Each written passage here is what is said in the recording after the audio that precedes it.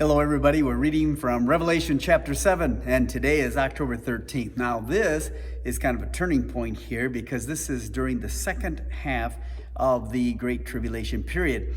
And Israel is very, very, very important in the things that are happening here in the book of Revelation. Now, I want to say very clearly that I oppose the replacement theology that would suggest that Israel is no longer of value in God's timeline or the end times eschatology, but and that rather the church has replaced Israel. I want to say to you that that is false. It is not true. That God made a covenant commitment to Israel and the Jew, and He will remain faithful to that promise.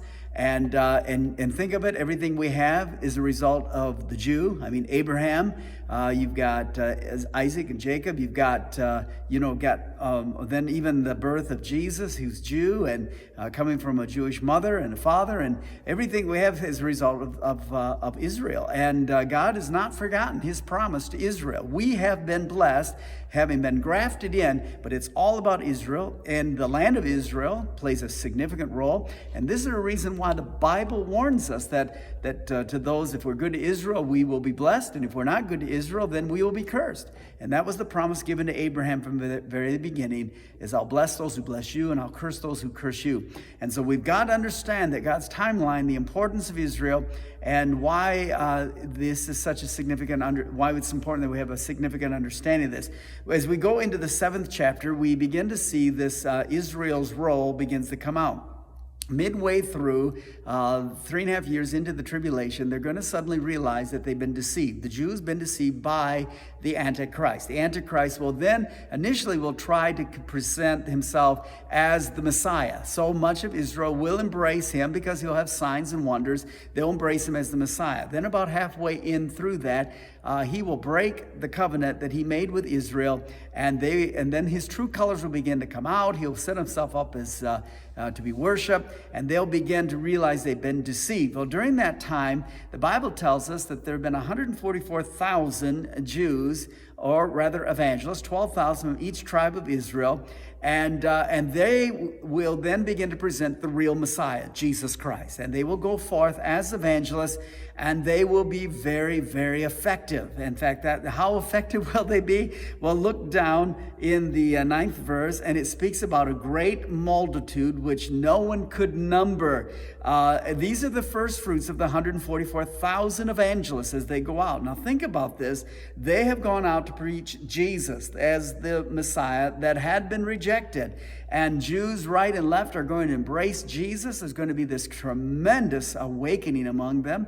And it says that they were standing before the throne and before the Lamb. You couldn't count or number them. They're clothed with white robes. They have palm branches in their hands. It speaks about them declaring salvation belongs to God who sits on the throne and to the Lamb. All the angels stood around the throne, the elders, the 4 living creatures, they fell on their faces before the throne and worshiped God. Think of what a day this is going to be, what rejoicing there's going to be in heaven. And you think about those that have been looking from the balcony of heaven as they watch all that's happening, and think of the Jews as they get into heaven. And what it must have been like for them to just about not make it, but that God is true to His word and they are saved. Now look in verse 13. It says, "Who are these arrayed in white robes, and where did they come from?" And they said, "These are the ones who came out of great tribulation." So these are the Jews. Some people ask, will people be getting saved during the tribulation period? Yes, absolutely, people will begin. There's going to be a lot of salvations, and that's the whole purpose of all these judgments, making the decision who you're going to align yourself with. There are going to be people coming that will miss the rapture. They went to church, they gave lip service to Jesus, but they were not following Him faithful. They were of the virgins that did not have oil in their lamp, and they'll realize they've been deceived, and they will give their lives to Christ. They'll commit and dedicate their lives to Jesus, and they will understand the great mistake they've made. And then, but it says these are the ones that came out of great tribulation. and they've washed their robes and made them white in the blood of the Lamb. They've discovered Jesus Christ. And even in the ugliness and the awfulness of the Great Tribulation, they're going to come to know Jesus Christ.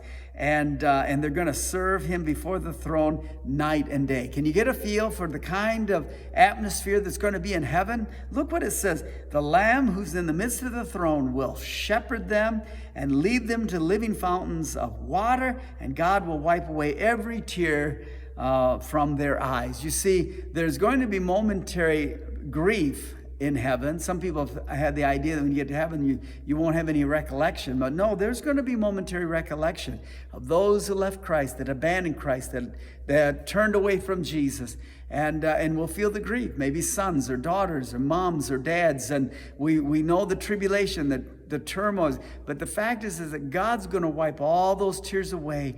And there in the midst of the throne, we're going to celebrate for all eternity. We're going to be in the bliss of God.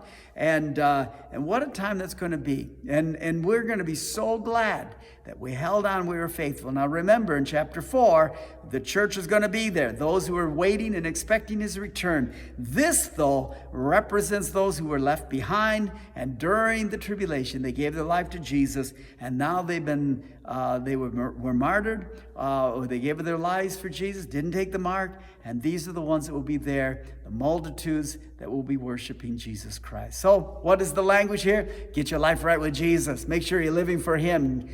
Give everything you got for him. Don't put it off. Jesus is coming again, and you'll be glad that you were serving him faithfully on that day.